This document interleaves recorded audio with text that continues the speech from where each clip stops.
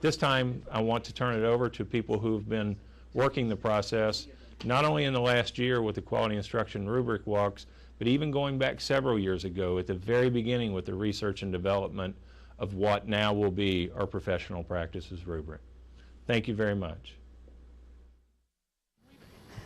I'm Terry Cox-Cruey, Deputy Superintendent, and I served as the facilitator of the evaluation committee. I'm Eric Moore-Westphal, principal at Woodland Middle School. I represent the administrators of the district, and I also served on the evaluation committee this year. I'm Bev Johnson, KCEA president, and I was on the committee as a representative of teachers. I'm Sharon Cross, teacher at Twin Awful Middle School, and I also was on the committee to represent the teachers. Several years ago, we came together in an attempt to update what we considered our outdated evaluation instrument. And in doing so, initially we came together as the evaluation committee, and what we did is all of the committee members, which consisted of several teachers as well as administrators and CEO staff, came together and started researching different works to see what was already out there that we could use to help tie our language together for Kenton County.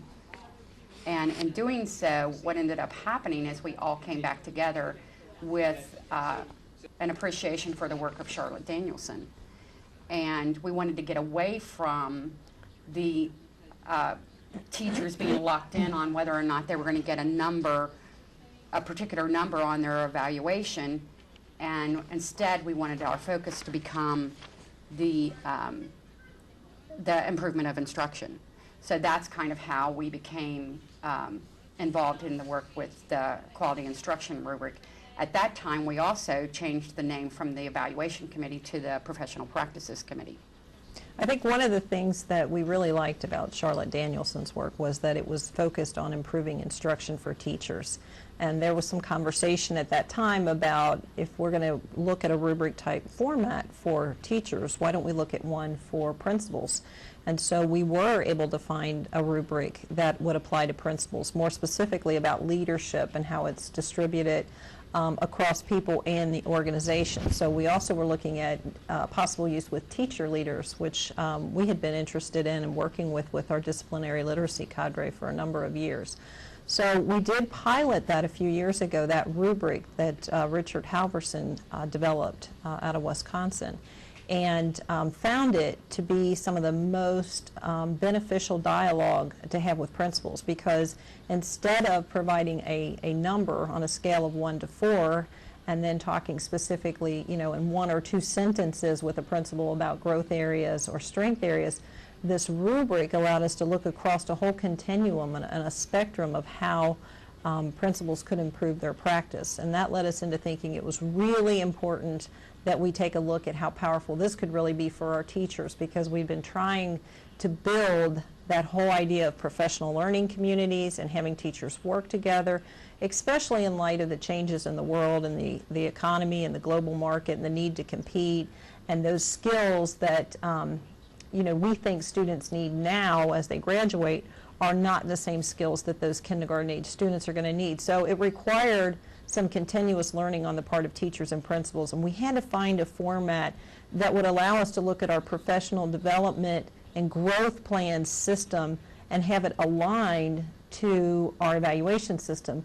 Otherwise, it seemed like our principals were evaluating using one set of standards, but then we were trying to develop our district and school improvement plans and our growth plans on a whole other set of standards based on the current research that was saying we needed to be working on improving our own professional practice. So I think all of that research that was kind of hitting us at once led us to come to the recognition that we had to make some changes in our whole philosophy, really a paradigm shift in moving from here's your score, here's the number you received, to a more this is about your continuous professional growth, which will transform our evaluation system into something I think that will have much greater meaning.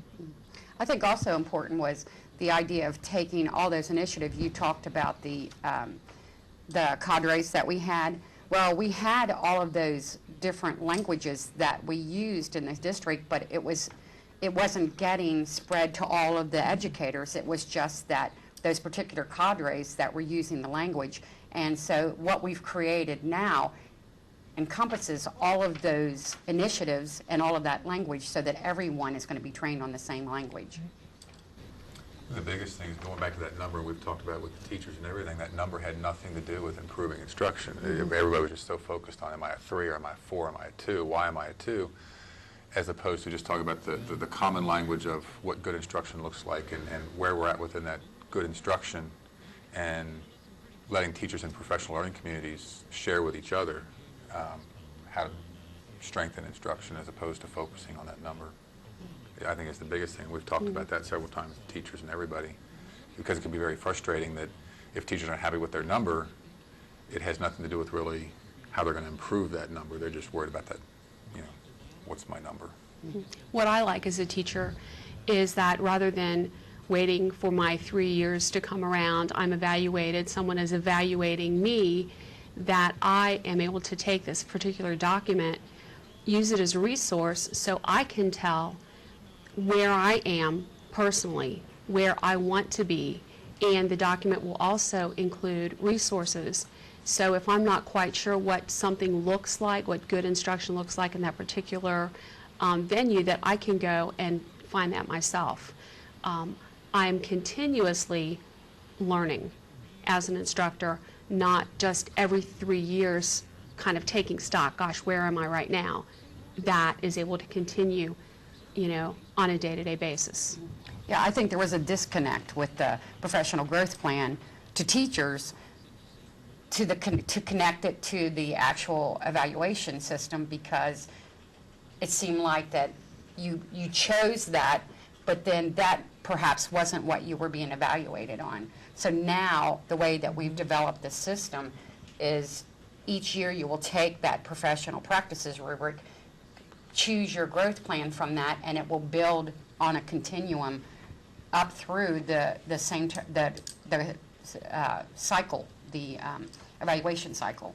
Because one of my biggest concerns was that when you go into a classroom, and I've been saying this throughout these several years that we've been doing this, is my biggest concern was that, and to me, an evaluation, a good evaluation instrument should be something that if you evaluate me or if Eric evaluates me, you should be able to come out seeing the same things. And I think that's the importance of the work that the administrators had been doing, is trying to determine through the walkthroughs what good instruction looks like. Yeah, I think there are two things and strengths to the program. One is that we had the language. Some of the cadre teachers had some language. Some of our nationally board certified teachers had language from their training. Some of our content coaches went to special state and national training, and everybody had their own language. What's remarkable is it's taken us really 3 years to tease out the language into something that can be measurable, that can be consistently seen, and feedback be common. So if you were to transfer to another building, for instance, in Kenton County, you could expect to hear some of the same comments from your administrator. And that really was the focus of doing the QIR walks for a couple of years, and just making sure that our administrators were calibrated so that any teacher in their building would have the same understanding of the rubric as a teacher in another building within the district. And it's a very complicated process. So for me, I think one of the challenges we still have ahead of us is making sure that we continue to calibrate all of our learning with teachers and principals so that we don't lose that common understanding of what that language in the rubric is about based on what other training people might go seek. Because I think we're going to be probably revising some language as we learn more about how to improve the quality of instruction. So keeping everybody up to speed in such a large school district, I think that's where our quality instruction resource document's really going to come into play, where we have that electronic version that teachers can go to, click on a link, and get a written definition of what that language is referring to. For instance, clear expectations. What does that mean to really have clear expectations? But then also they can have a video clip of another teacher in the district demonstrating what good practice looks like, so that, that professional growth plan that they develop, they can then go to it and say, this is what I want to do. Now I have something concrete to look at to tell me how to get to that next level. And I really think that's the value in the rubric.